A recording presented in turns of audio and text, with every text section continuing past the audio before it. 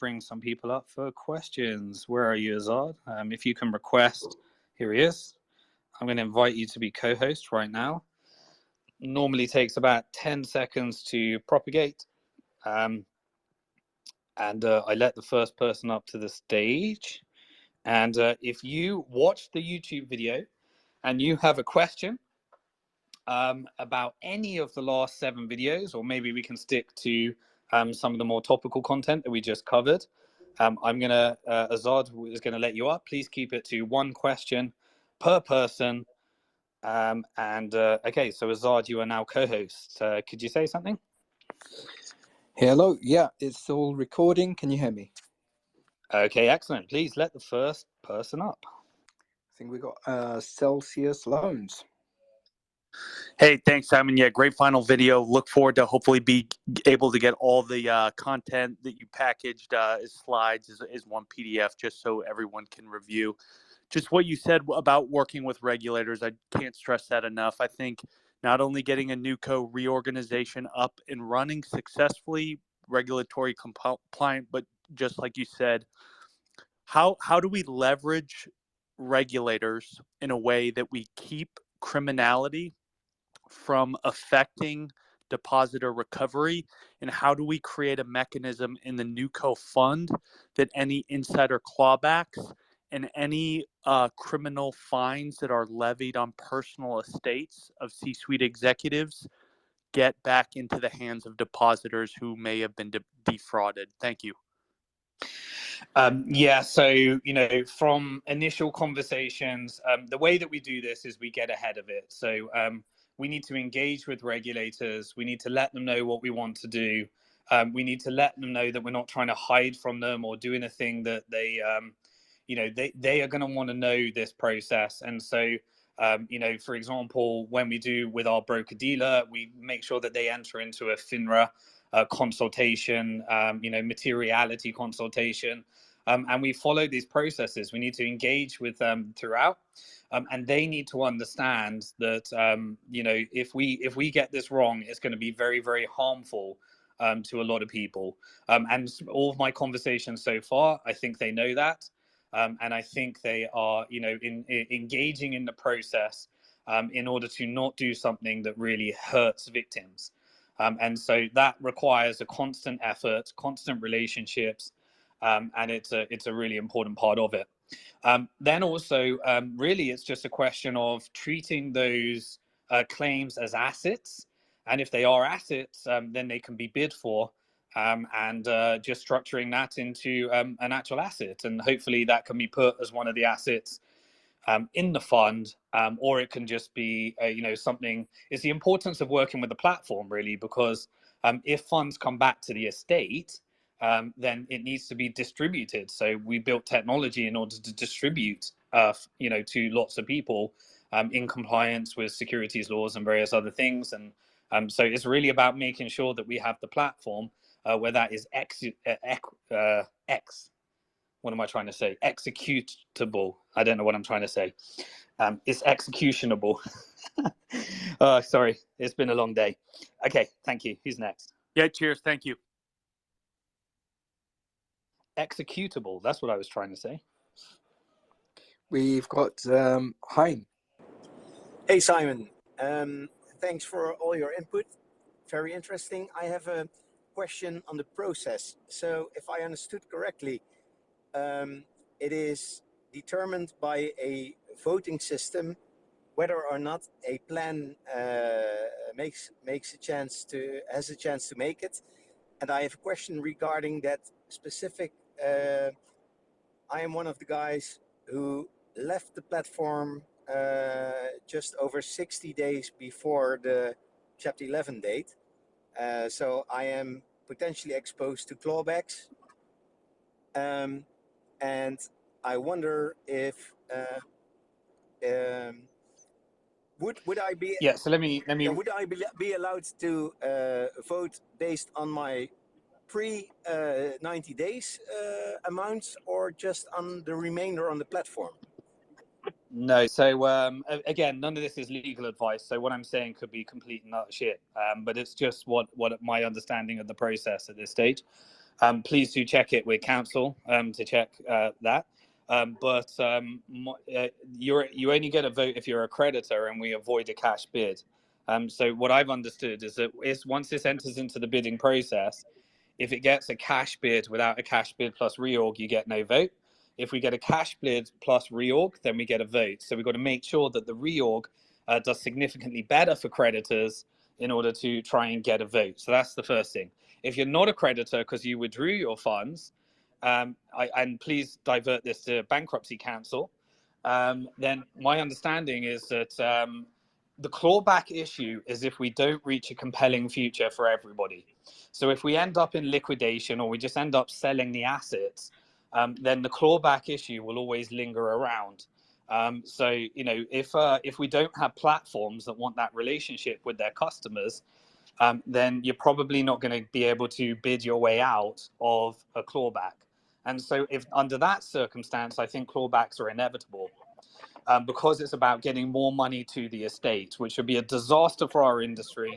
And so the most important thing is that we have a platform that wants a future relationship so that when they settle in the bid, they enter that they won't do clawbacks in the negotiation, which is the importance of making sure that we have a settlement process through the suggested means with those that want to claim their funds and their securities, because they'd have to settle on the way in.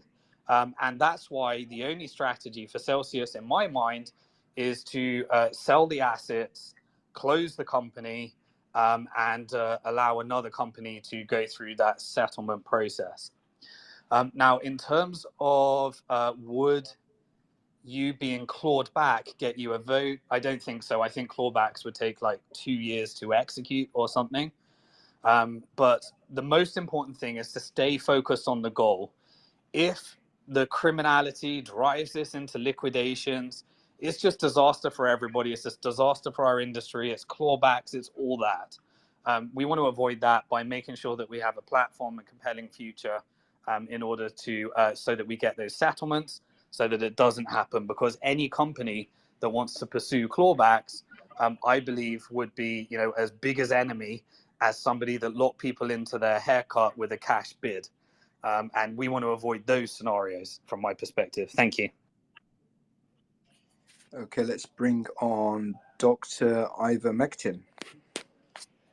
Hello, Simon. Thank you so much for everything you're doing for the community. I mean, I've gotten such an amazing education, and I think on behalf of everyone, we appreciate your patience. Quick question. Yesterday, you mentioned that there were 4 pieces to the new company. From your perspective, you said that there was the earn platform, we had the mining operation, and we had GK8. What is the 4th? No, the way that I see the business is you have custody, which needs regulatory compliance, and technology, which is GK8. Then you have securities, which is the earn program, and a fund to give to creditors that holds a diversified pool of assets. One of those would be a proof of work play, which is a mining company, a custody business, which would be shares in GK8. And then we're suggesting a platform. We've suggested BF Global that gives some equity to the fund so that everyone benefits. And then finally, you need a home for loans, which would be a platform like Salt that has the lending licenses. So there's 3 parts. I'm not quite sure what the 4th part might be. All right, thank you so much, man. Thank you. Okay, next speaker is NXS. Hey, Simon. Thank you so much for doing the video today, and it seems like we're getting closer down the line. My main question is the 20% of Bank to the Future. So all these users are coming in, they're going to be utilizing some type of app. Before it was the Celsius app, we were able to, switch, we had a wallet. We were able to take out loans on it. that piece of technology, that platform where it houses all the customers and all the users, is that now all going to you under Bank of the Future and you give us 20% of that? Or is that withheld inside the fund and you have ancillary services like the securities and the retirement and the venture capital, and that's what we're getting 20%? I think I'm just getting hung up on like, what does that actually So include? what I tried to create is a better way of engineering this bidding process. And a better way of engineering this bidding process is not a bunch of people coming along saying how much cash they're willing to pay for our assets. It's setting up all of the assets for the benefit of creditors, and then the bidder bidding on what they're willing to give to the fund. And so if you can engineer it in that way, then you have bidders that are looking to either give, some cash to fill some of the hole, or some equity in their company. And if they're also a platform that can operate all the pieces of the business, then we can move to putting all of those assets to work and having that diversified play rather than gambling on just a Bitcoin mining operation or just GK8 custody and selling it at the bottom of the market. If you can put together that, so the just put the number there, that if a company that was in the bidding process was willing, for example, to give away 20% of their equity, and they were also sufficiently regulated in order to negotiate with the regulators to be able to continue the business and put all those assets to work, then we just have a shot at having that diversified fund that can take advantage and everyone can benefit from all the different parts of the business. That would obviously be an existing business, so they're not just going to give away their entire business because, example, with BF Global, we have shareholders. And in order for us to give away or bid our equity, we'd have to get our shareholders to agree to such a thing. And then you'd have the investment banks that would be putting together different valuation models in order to determine how much of that. And then you have competing people bidding. And the investment banks, their job will be to pick the best bid. Celsius will decide what the best bid is. And our job is to try and make sure that in order for us to get a vote, we get a creditor, a reorg plus cash bid, if that makes sense. Yeah, it makes sense. I guess a lot of it's almost devil's in the details when you start talking about valuations and so the danger here, the more detail I give you, the more closer we are to disqualifying ourselves from being able to be in this process. Because what I wanted to do is give educational materials for those that wanted to understand this game, because I saw everyone playing the wrong game and we were headed for disaster. So I wanted to give everyone a video series, and then I highlighted it with examples of, what types of things we could do if we were involved in that process. Mm-hmm. But if we were involved in that process, you'd only be able to discuss it with the company that has exclusivity over the process, and their investment bank would have to negotiate everything. Otherwise, you could be disqualified from the process. But in the end, if you get to vote, you would be given a full disclosure document before you were ever asked to make a vote on such a decision. But all I wanted to do is try and give you the educational materials so that this game goes in the direction when I'm representing myself as a creditor here. And also, if we end up, a bidder does a securities offering, and that's where all the details on the company would be disclosed. So there's kind of two disclosures there. If you ended up purchasing securities in the bidding company prior, then that would be disclosure. And then if you ended up,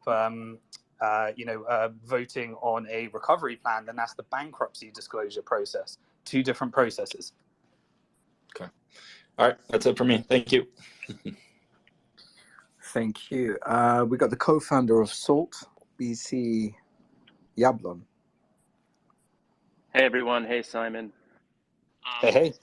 Quickly wanted to jump back to a question maybe 2 participants ago that was related specifically to clawbacks, and just highlight the fact that even if a payment were made within that 90-day period.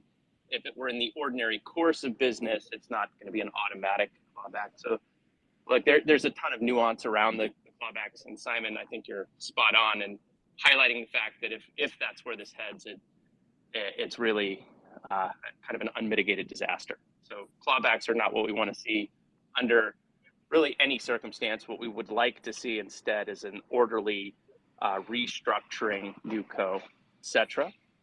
So there's a lot of nuance around that. It's by no stretch an automatic clawback. It would depend on if that person were shown some specific preference based on their relationship with Celsius, on and on. Then you'd look at whether or not other similarly situated people didn't receive payments and that person did. Again, it gets convoluted and unbelievably messy. So I think you had it just right, Simon, in saying we really don't actually want to see that happen at all. And then the only other specific point I wanted to nail was around the level of transparency that Simon, Bank to the Future, and SALT have been showing throughout this process in an effort to assure the community without handicapping our ability to participate long term. So I think that's been well demonstrated, and I would say, from SALT's perspective, that will certainly continue. And I would say the same is certainly true from Bank to the Future. But I'll let Simon reiterate that point. We're disclosing as much as we possibly can in an effort to not abandon the community, and also in an effort to preserve our ability to continue to participate. Yeah, exactly. And it's been a very challenging process, a world's first, and by no stretch of the imagination, a normal process. But you're not getting any transparency from anybody else. Thank you. Okay. Next speaker, let's bring on Alexander. Thank you. Hi, Simon. Thanks for doing this. And yeah, a lot of information to catch up with. But as you described yourself, you're a real geek. I see that more and more. It's in a positive way. So if the going gets tough, the tough gets going, right? So I guess you will be walking in big shoes, I would say. And here are my questions. So what I like most about your plan is like that we convert this mindset from absolute scarcity to actually abundance. I think with abundance, you mean it sounds that with the fund, right, where I would change it to have a fund with equity. Like abundance clings a lot like, okay, how much do I get diluted? But also we should remember that in Celsius, we always talk about absolute scarcity. We only know this for sure for Bitcoin.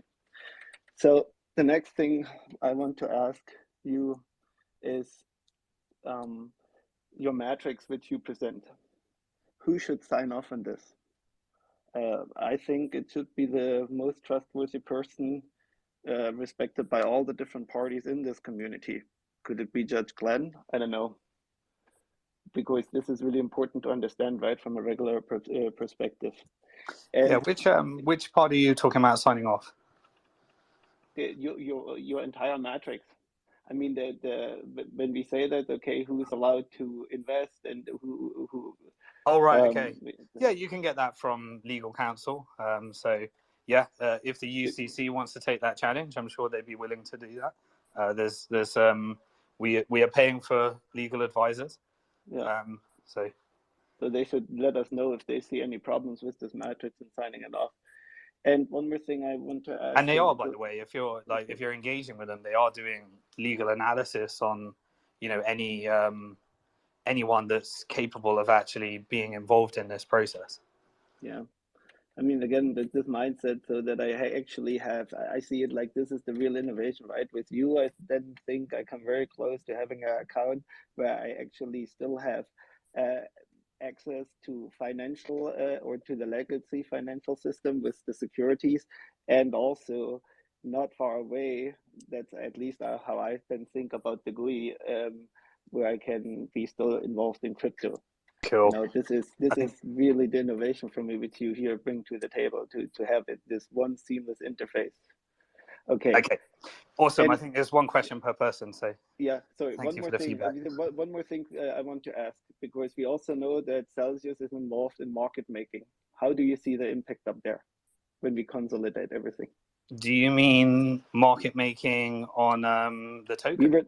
We were told multiple times, right? The different assets which we have are actually one pillar of the revenue, which Celsius tried to do. And how did they do this? They were a market maker to a lot of exchanges with different tokens which were held in that.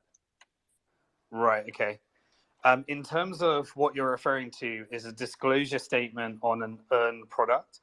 And so if Bank to the Future, when we offer earn products, we would either, if we were ever to offer it to US retail, we'd have to go through an S1 filing in order to make all those disclosures. Or if we were to offer it to different segments in the future, then we would have to have securities disclosures. So it wouldn't be a case where you don't know what is happening in the background. It would have to be the case where the investment strategy is defined and you can assess whether you're willing to take the risk on that security. That's kind of the different mindset versus how things were done before, where it was a black hole, where you were just, and unfortunately, the downside and upside with securities is disclosure and suitability, which is a worse user experience, but it's designed to give that level of investor protections so that we don't end up doing this again. Okay, next speaker is Sats and Lats. Can you hear us? Sats and Lats. Hello. Hello. Yep. Hey, can you hear me? Yep. Sorry for that. Yeah, Simon and the whole Bank to the Future. Thanks for all the hard work. The question is, if we somehow fast forward X amount of months, whatever the time frame, and most, or if all of this potentially works out, do you see a possibility where we talk about the reality is wanting to go long with most of the equity coins, whatever is worked out, where there's a chance to both be able to pull some for those of us that had cash reserves on this app or company and also go long, or is there optionality there? So in the end, in its simplest terms, if we followed the equitable haircut model, you would end up with your pro rata share of the fund, Bitcoin, and ETH. There are some people that would like to do that slightly differently, and we're open to those suggestions. And then you can take your Bitcoin and ETH off the platform, and you would have to keep your fund on your investment account.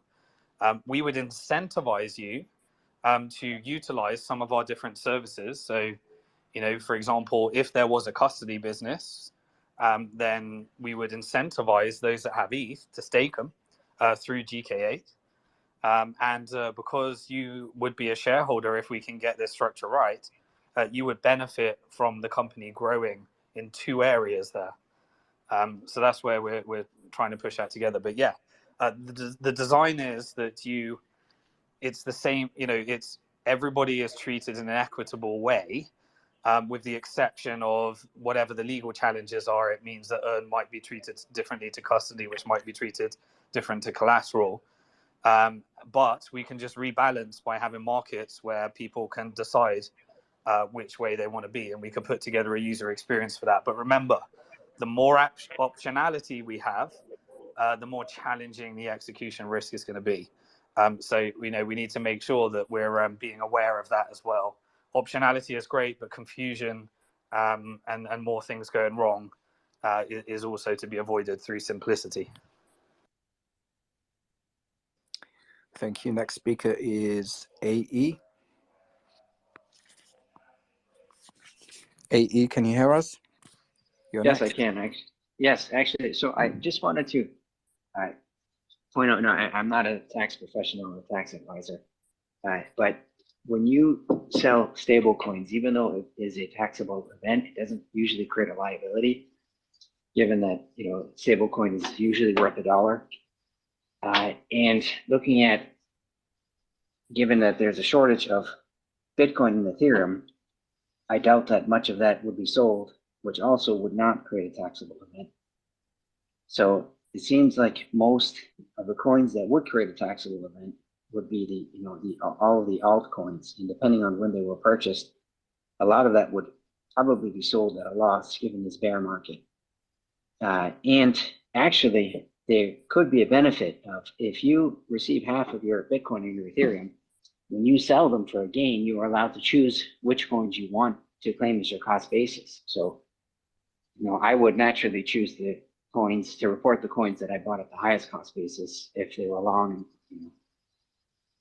So depending on how you look at it, even if this, like the worst case scenario for taxable implications, I don't think it would be as bad as if it's done, it's a little bit of planning. That's pretty much all I wanted to do. Thank you so much for adding that. It's really great. If there are, tax experts that want to give non-tax advice or give opinions, it really helps the community to hear these different perspectives. And obviously you're talking from the US perspective, but none of this is tax advice, and everyone's circumstance is different, but really appreciate you adding that for the community. Thank you. Okay, next speaker is Stephen. Yeah, I'm here. Can you hear me? Yep. Okay. Well, thank you, Simon, Azad. Incredible clarity, incredible openness, and it's just been very educational. I'm going to try to ask this question. I don't know if you have an answer for it, but let me give my question now. We have a community-led program, the one that you've been outlining, and it's been great. And the majority of the community that votes for the program, for that plan, I'm sorry. And then you get 2/3 of the investor by capital. They also support that plan. So far, all is good. And then we have the UCC, who wants to support and work for us creditors. They also get behind the plan. So far, we're kind of like, I got a few people behind the plan. Now, if I understood correctly, this will then go in as a bid. If we dot all the I's and we cross all the T's, and our bid is accepted, our bid is cash or equity and reorg, which will be better than a strictly cash bid. So far, do I got that clear? Yeah, with the exception of the order, the vote happens only after a cash and reorg. So the plan that you want to put in is just you sharing your ideas and hoping that bidders are listening to your ideas. Okay, but let's assume to get your plan, you've got to actually be a bidder.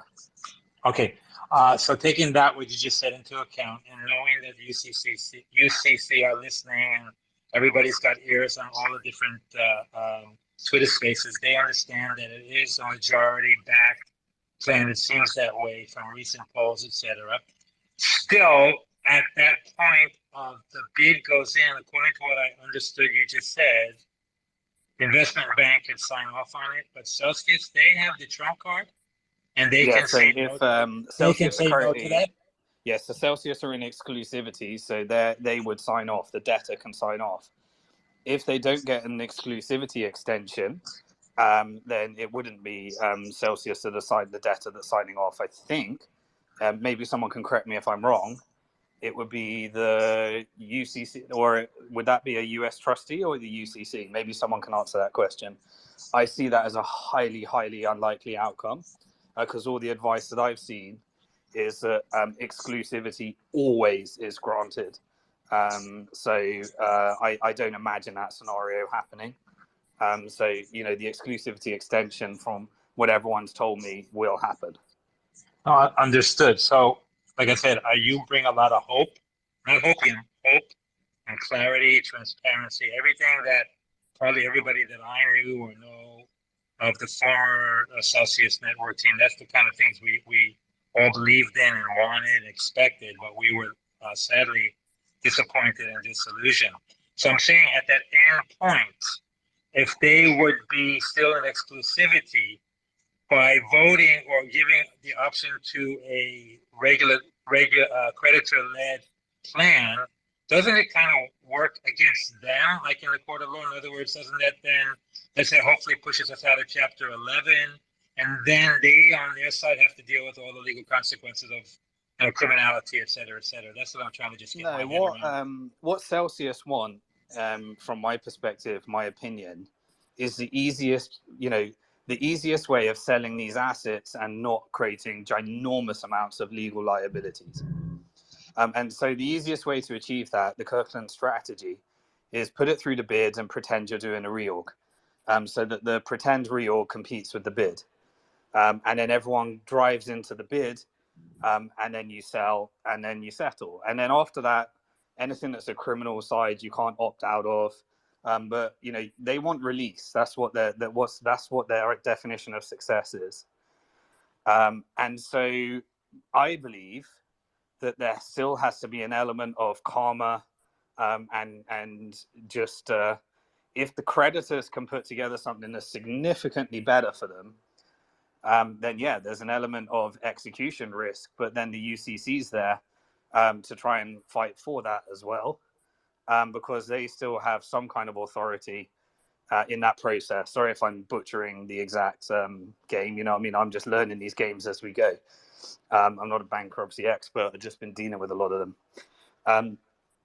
So I just want to believe that there is a hope that if we can create a significantly better bid plus reorg, cash plus reorg, then that would be chosen just over cash. Yeah, you're right. There is an element of extra risk, but it was chosen in Voyager. And regulators also don't want to see this in an absolute disaster. Remember, regulators have a vested interest in this becoming a good outcome.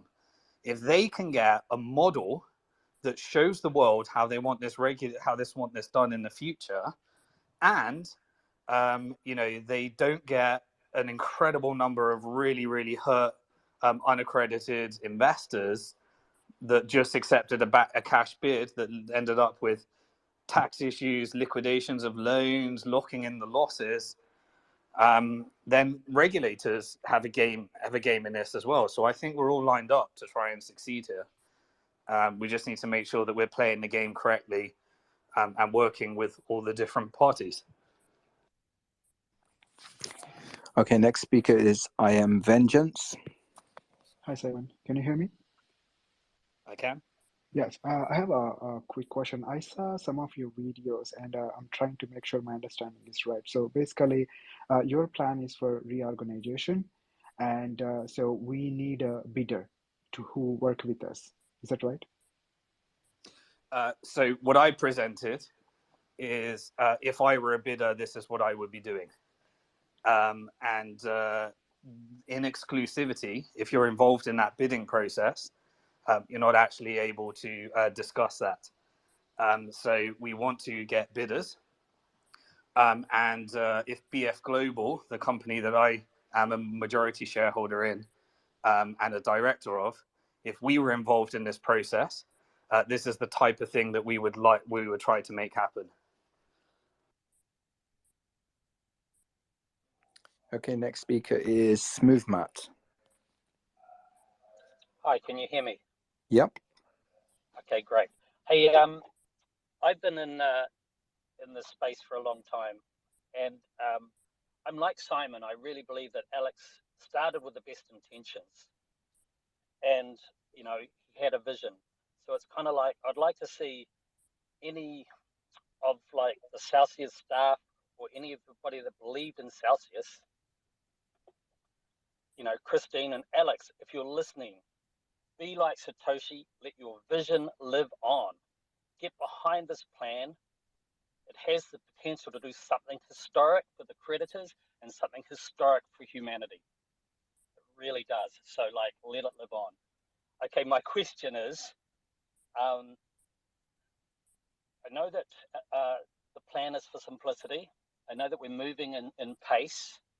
When it comes to, say, next year when it actually gets implemented, should regulators look at, we believed in a lot of these coins and tokens that were on the platform. Yes, I get it. Do it in ETH and BTC for simplicity. But I'm hoping that, Simon, are you still open? Should regulators come along to something like Cardano, where Charles is a great man. It's kind of this vision. If it's the regulators go, yep, it's on board, decentralized, everything's great, that you're open to like opening up the app to have more tokens. So I'll do what I've always done. I came in this industry because there was only one coin when I started, which was Bitcoin. And I've supported and investing in innovation ever since. So I invested in the Ethereum ICO. I've invested in lots of securities. I've invested in many things, and we did that at Bank to the Future and allowed other people to invest. I'm not against anything. I'm just saying if we want these industries to prevail, then we need to play within the rules and regulations that exist. And so that's all I've ever done. So you're interpreting it as me saying I'm against something. I'm just saying that our business has survived this long only because we played within the rules that actually exist. And so if we want to create securities that support companies that want to offer new chains and do new staking, then we just do what we've always done. We've got lots of companies that have done incredible innovation things. The industry was built by the companies that we funded on Bank to the Future. And we will continue to do that. We will just do it in compliance with securities laws until if the rules change, we'll adjust. And what we will always do is stay on the edge of lobbying laws to change and adjusting to those laws once we get them. Changing laws takes years and political will and a political process. I've been doing it for over a decade now, and we've had 3 big wins. We had changing the laws in the UK to allow for equity crowdfunding. We had changing the laws in the US with the Jobs Act. And we had changing the laws that's coming up in El Salvador to make Bitcoin legal tender. I've also failed in many countries in order to try and make that happen. I failed in the UK, and I failed in other countries where I've tried to support it. I will continue doing what I've always done, but we need to make sure that we have a business. And the way that we have a business is we do things legally. Okay, next speaker is Daniel. Hey, thanks, guys. Simon, if you had a best friend that was going through this process as a bidder, what would you think is like the most challenging hurdle over the next 6 months? And what are you most confident over the next 6 months as far as just the main milestones? Yeah, I mean, the first hurdle is regulatory compliance. That's going to be the big one. And then the second one is scaling up. And then the third one is user experience. Those are 3 incredible challenges ahead. Okay, next speaker is Daniel Basto. Hey guys, can you hear me? Yep. Well, my question is regarding sell in app.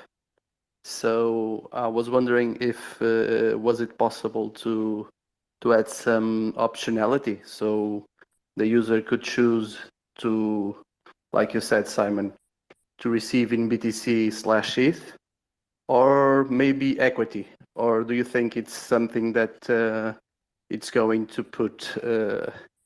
It's not going on the simple way, on the bankruptcy.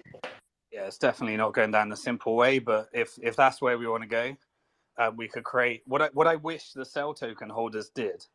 If I could rewind back in time, if all of the Cell token holders in the app put together an ad hoc group and got legal representation, they could have put forward with the lawyers through this process exactly what they wanted. Unfortunately, they chose another path. And so, Cell never got the representation that it deserves. But if anyone wants to create that ad hoc group, then just use model success. The most successful from my side were the custody group and the loans group. They coordinated, they got together, they decided what they wanted, they got legal representation, and they filed motions and they won the process and got their voice heard. And now it's actually being determined. If Cell token holders want to do the same thing, just model success. That's how you win the process. Don't start doing market manipulation and all sorts of stuff and all sorts of crazy games. That's how you win. So if you want to know how to win and get what you want, follow what the other ad hoc groups did. Okay, next speaker is Johan. Good evening. Can you hear me? Yes, we can. Thank you. Yes, I'm curious on the valuation of the company or the assets, I should say, from a straight sell point of view and from a reorg point of view. As far as I understand, the best way should be to have the assets being valued as high as possible because it would increase the cash bid. Now, specifically looking then at the loan portfolio, which I'm trying to understand how to deal with, am I correct to say that the larger that portfolio is in sense of a collateral, and the more pristine the collateral is, and the better collateralized it is, the more value it will have in this setup? Both as Yeah, a so you're sorry, just to interrupt. So you're thinking about just taking all the individual assets and selling them off individually. No, I looked at that a million times, and I couldn't find a way of doing it. I think of both scenarios, because if I understand what you said before, the assets will be valued in the bid process. Now, in order to be successful here and have the best outcome for creditors, we need those assets to be valued as high as possible. Now, in order to do that for the loan, if you want to sell them, yeah. If you want to get benefit from them, then you want them to be as low as possible. Yeah, but then you can't win the bid. Sorry, so my suggestion is you either have a cash bid where people buy all the assets or buy them off individually, or you have a cash bid that implements a reorg plan where all of the assets are put into a fund and then they are allowed to mature so that creditors gain exposure to them rather than selling them at the bottom of the market, or what feels, sorry, not investment advice, not what feels like the bottom of the market. And if the market recovers, then, you know, rather than just selling off a mining operation based upon a bunch of equipment and an unprofitable and a distressed market, you actually try and reorg it, turn it into potentially a company that can get the funding it needs, and then make it public in a next bull market if there is a next bull market. So I just wanted everyone to buy the time so that they're not actually selling all this in distress. They've actually got a fund that is run by a competent fund manager in order to allow you to get the upside, because the upside you're going to get now is shit. This is the worst time in the market to sell assets. Okay, next speaker is RHS. Hey, thanks for having me again. This might be a little bit off topic, sorry about that, but I don't think it's been discussed in any of the AMAs before, and that's really, if we're going down the road and establishing a new co, what would be the process of coming up with an appropriate name for that? Yeah, it would be whoever wins the bid. So if FTX wins the bid, it will be integrated into FTX. So I mean, for instance, if we win it, but if we win it, if the community wins, we're going to have a new code name. Sorry, right? who's the community? Which entity? Are you saying a bunch of members get together and create a new company and win the bid? No, I mean just coming up with a name as such. So, or sorry, I'm just trying to understand who is we. Is that you creating a new company? So under your plan, Simon, when don't we have a name? Shouldn't we have a name for the company? All right. So if Banks of the Future was involved in the bid, then we would continue our brand. Okay. So essentially, that would be the new co then, right? Or the new establishment that would be under the Bank to the Future. I just wanted to figure out, how it's going to look like. Means you take a company, they win the bid, and they implement a reorg plan, or they just simply buy all those assets and give it to all their shareholders. Right. Okay. So it's already with your plan that it's already predetermined that the new code name would be Bank to the Future. I just wanted to understand that I understand it correctly. Yeah, if BF Global were involved in that process, then we'd be continuing our brand and utilizing any of those assets for the benefit of creditors. Okay, next speaker is GL. GL, can you hear us? Okay, we'll move over to Lawrence. Good afternoon. Simon, there's hope for all of us with your equity plan. I don't think that your listeners realize just how much BF Global and Bank to the Future, money-wise, would be putting into this opportunity. There's hope for all of us because you're staying in this. You're very even-keeled. You're hanging in. Your persistence will pay off. I want to apologize to you for inciting a riot. I don't like bullies. I believe you have the majority of us, and the ones that don't will still prosper regardless. I believe you're at the point where you're going to follow a KISS method, keep it simple, and, good luck with the regulatory.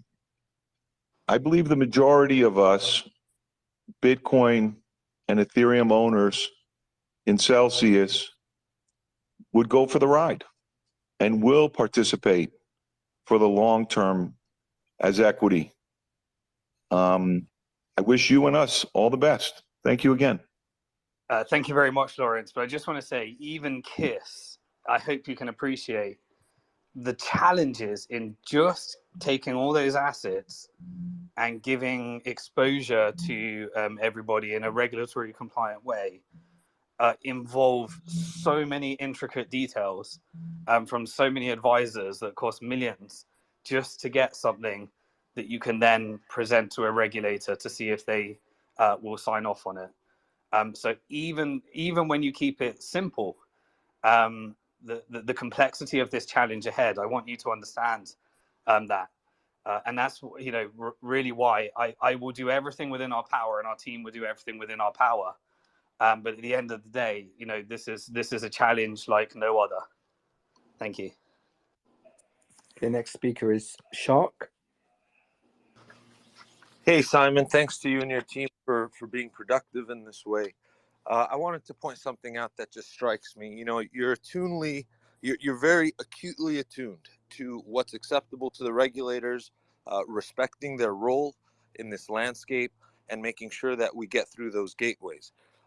In that token, even in today's talk, there's language where you insert about potential criminal behavior. You don't put the word potential in front of it, or alleged, or apparent. You just call it criminal. And I'd like to point out that any criminal behavior, whether it's justified and uncovered by the examiner or not, works to our detriment in this process. So it's confusing to me why we keep inserting that language here when we know in either case, whether we're right or wrong, it works against us.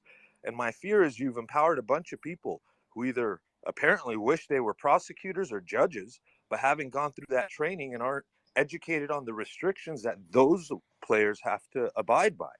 So as much as I like, and this has even been echoed by members of the UCC, which became a big, hullabaloo in its day when she came out and said it 2 times off a piece of paper. So I'd like to ask you, is there any benefit for you in your role as a leader here to continue inserting that kind of language? Like, how does that help us forward in your plan? Okay, yeah, appreciate the feedback. So the feedback is whenever we use the criminal investigations, that we use the correct terminology, which is alleged criminality, but there are criminal investigations. If I'm using the incorrect language, then I'll try and remember to insert the correct words, and I'm trying to be conscious about my language. But yeah, so appreciate that feedback. All right, Nick. Next speaker is JD. We got about 10 minutes remaining. JD, you're next. Okay, we'll go with Painted Tahoe. Yes, thank you. I have a clarification or something I don't quite understand. In the earlier talks, you were talking about distributing this 40% of the coins that are available to custody. And then I thought in the early videos, I don't remember if it was video 1 or video 2, you said then we would receive equity to help fill the hole. But in yesterday's video or today's video, I heard we'll have the option to choose to have equity instead of coins in custody. So I was wondering if you could clarify that.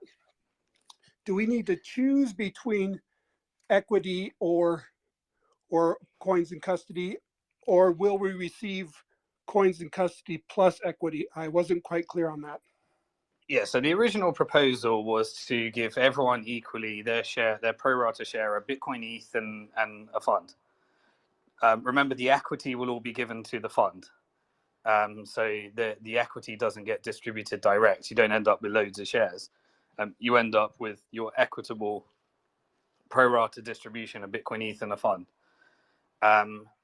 Now, once we get to an abundant mindset, rather than us all fighting and saying, I want 100% in coins, and I want my collateral to be 100% coins, we could create securities in the settlement process on Bank to the Future, whereby we may be able to figure out whether the numbers actually match up, where those that actually want 100% in coins could give up their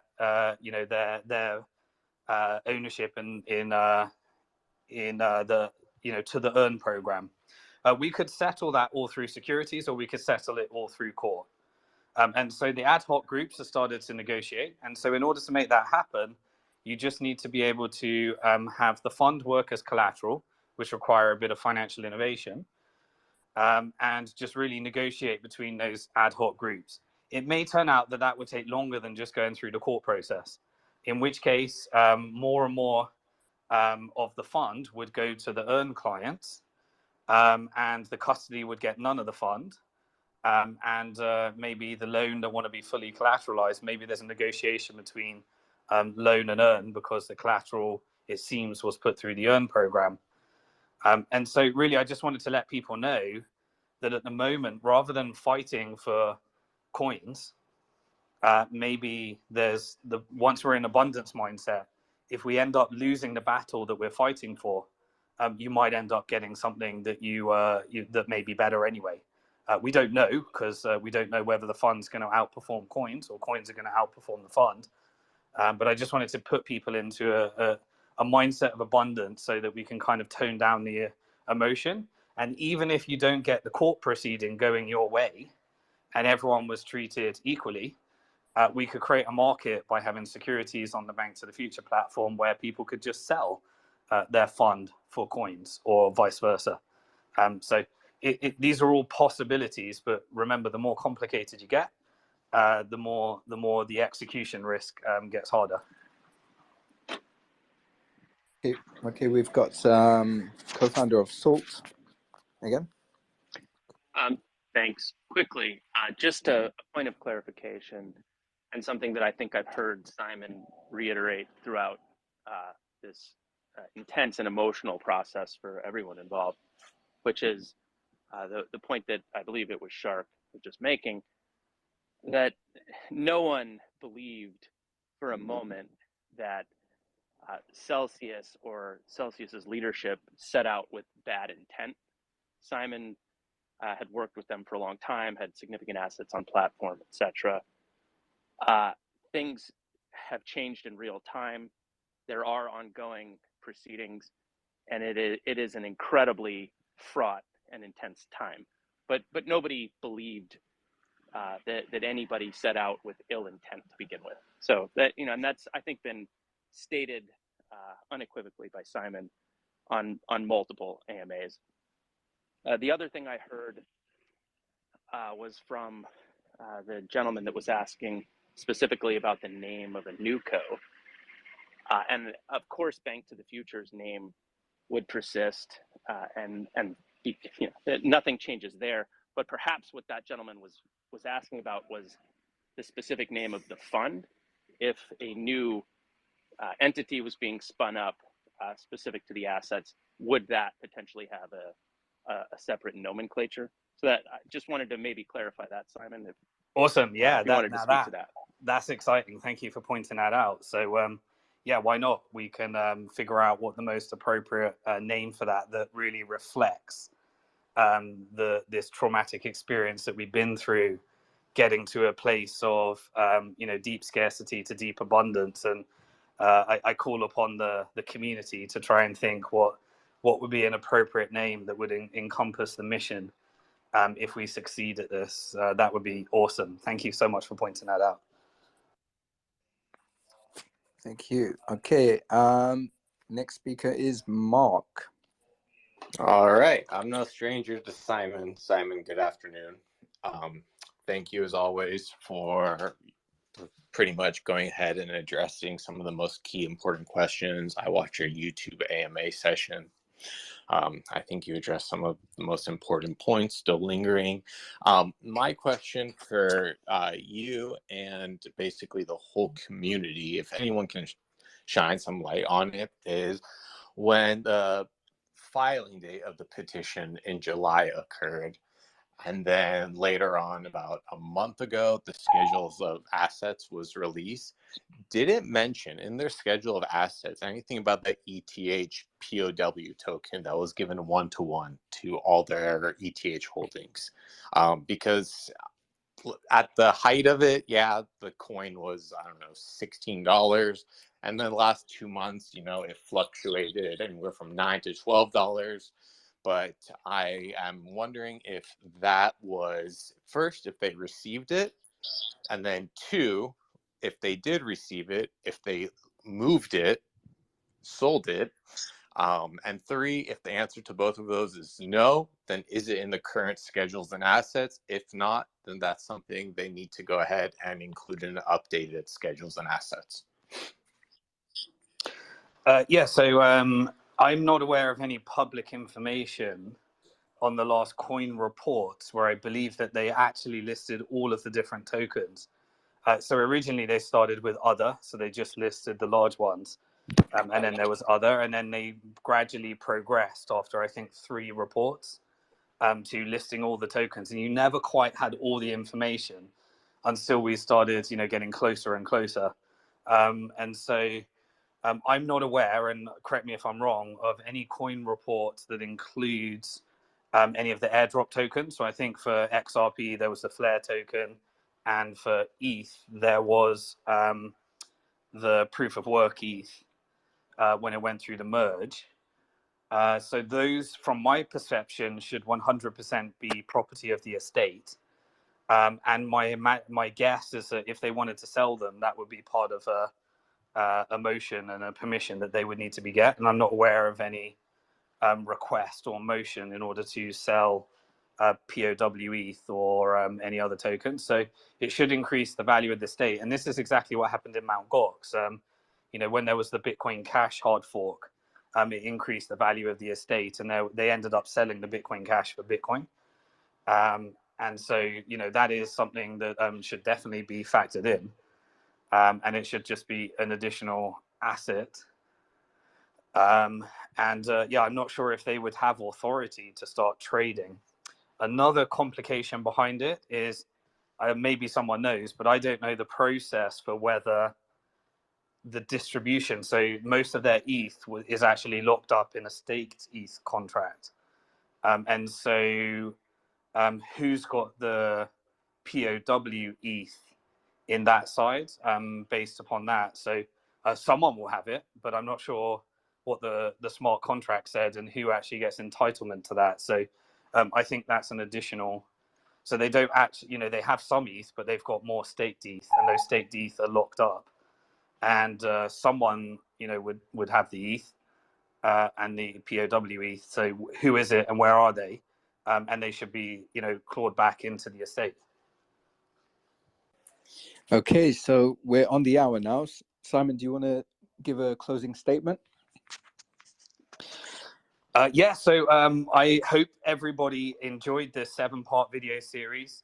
I really enjoy breaking down very complex subjects and trying to make them into bite-sized chunks and make them understandable. And although I'm a ginormous financial geek, I am also equally passionate about explaining very complex subjects and trying to get them in language that everybody can understand. So sometimes I go off kilter and I talk about concepts just in my own money geek world. But I hope that this moves the conversation forward. I hope that it gave service that we are actually in a position to try and influence our future. And I hope that some of you moved from a place of immense scarcity and pain to a bit of hope of abundance. But I also don't want to mismanage your expectations. The challenges ahead are immense. I don't sleep very well at night worrying about things that I can do.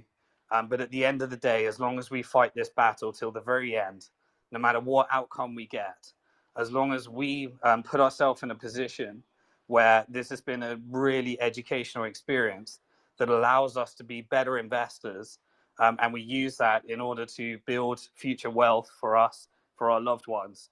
And rather than trying to figure out how to make our money back within 1 year, we end up looking at how to build wealth over the next decade. And I'm sorry if you had all your retirement funds and maybe you don't have a decade ahead, and this really interrupted your flow and your pattern. All I can say is that I will keep fighting until the very end, and I will keep doing what I have been doing. And I just really hope that there's some currency attached to the fact that I was completely attacked by this community in the beginning, and by saying things that were very offensive to many people. But in the end, one by one, pretty much all of it turned out to be the truth. And I've said things that are wrong, but I've made a best effort endeavor to really try and give people the information. And people have criticized me deeply for saying things before they become facts. But what I hope to impress upon you, that in order to get a business strategy that works for all of us, for creditors, that sometimes you need to forecast things and prepare for them before they actually happen and become a fact. And sometimes you have to put yourself on the line and share with you what you think is going to happen. And if you did not prepare and you just waited for it to be a fact, you might get caught with your pants down with the sea and the tide in, and a very unfavorable position. So I hope everybody can appreciate, I may have got things wrong during this process, but I think I've got more things right than wrong. And I will continue to put all of my energy, all of my brain power, everything I've got, my team, my energy, my resources, until we, either succeed or fail. And I can't promise success, but I can promise that we will share this journey. And it is an exciting time. It's a very challenging time. And we need to rechannel our energy into unifying around this process. And if I end up in this process, bidding on all your assets and benefiting and doing something predatory, then feel free to troll me. Feel free to say I'm a hypocrite, and my reputation and career will probably be over.